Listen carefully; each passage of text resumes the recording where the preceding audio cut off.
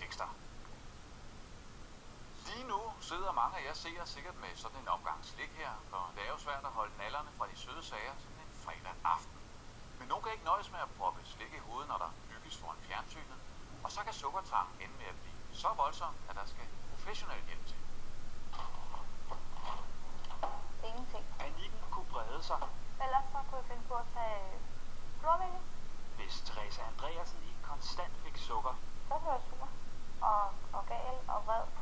Hun var så afhængig af sukker, at hun ikke var bleg for at gennemrode sin datters værelse for slik. Se om der var noget her i hendes gymnastiktaske. Så kunne snit lige ryge 3 poser Haribo ind, bare til aftensmad. Til sidst spiste hun så meget slik og chokolade, at hun for et år siden søgte hjælp til at lægge sin kost fuldstændig om. Man ryger bare ned i en ond cirkel, og så er det rigtig svært at komme ud af det igen, for du kan ikke bare stoppe. Der findes ingen tal for antallet af sukkerafhængige i Danmark, men flere søger hjælp fra sukkerrådgivere og diætister, blandt andet her på klinikken.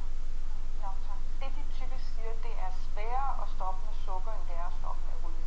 Hold det bare, hvor meget. Behandlingen går ud på at lægge en kostplan med sund mad, og så sløjfe sukkeret fuldstændigt. Det er ligesom clean cut, en streg i sandet. Det gør det nemmere for dem. Ja, den her, det er bare total favorit. Og Marabou, det kunne sagtens spise på en dag. Uden problemer. Hver dansker spiser i gennemsnit mindst 20 kilo sukker om året, og mange spiser meget mere. Jeg måtte bare have det. Det var det eneste, jeg tænkte på. Jeg ikke tænkt på noget andet. Et stort sukkerforbrug på nationalplan er et kæmpe problem. Hvor meget sodavand drikker du? Overlæge Jens Christian Holm har mødt hundredvis af sukkerafhængige børn og unge. Altså jeg mener, at det at være alkoholiker, hvor man har drikketvang og kontroltab, det har man også, når man er sukkerafhængig. Man kan simpelthen ikke styre, om man spiser meget slik eller drikker meget cola. Det er det samme. I dag er Theresa Andreasen stort set sukkerfri, men hun er stadig bange for, at sukkertrangen skal tage magten fra hende.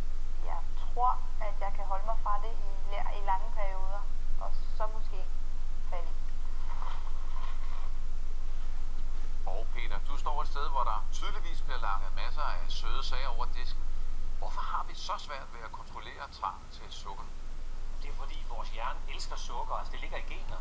Når sukker kommer op i hjernen, det frigør en masse stoffer, der giver en enorm velvære hos langt de fleste mennesker.